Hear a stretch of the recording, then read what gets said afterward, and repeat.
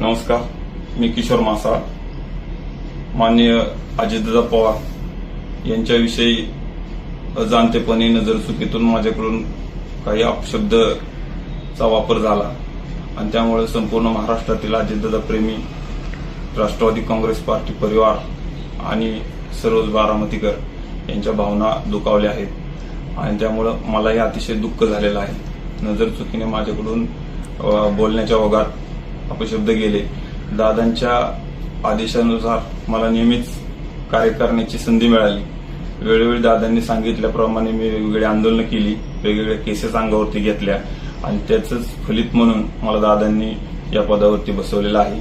आणि ज्या पद्धतीने मी माझ्या थोडासा भावनेच्या भरात किंवा बोलण्याच्या ओघात बोलून गेलो आणि ते काय का बोलण्यात आलं तर मी माननीय पवार दादांच्या कुटुंबांशी जाऊन त्यांना त्याचा उलगडा करणार आहे आणि त्यामुळे ज्या भावना दुखावल्या आहेत म्हणून मी महाराष्ट्रातील जनतेचा, दादा प्रेमींचा व बारामतीकरांची जाहीर माफी मागतो. नमस्कार, मी किशोर मासाळ. माननीय अजितदादा पवार यांच्याविषयी अजाणतेपणे नजरचुकीतून माझ्याकडून काही अपशब्दचा वापर झाला आणि त्यामुळे संपूर्ण महाराष्ट्रातील अजितदादा प्रेमी, राष्ट्रवादी काँग्रेस पार्टी परिवार आणि सर्वच बारामतीकर यांच्या भावना दुखावल्या आहेत आणि त्यामुळे मलाही अतिशय दुःख झालेलं आहे. नजरचुकीने माझ्याकडून बोलण्याच्या ओघात अपशब्द गेले.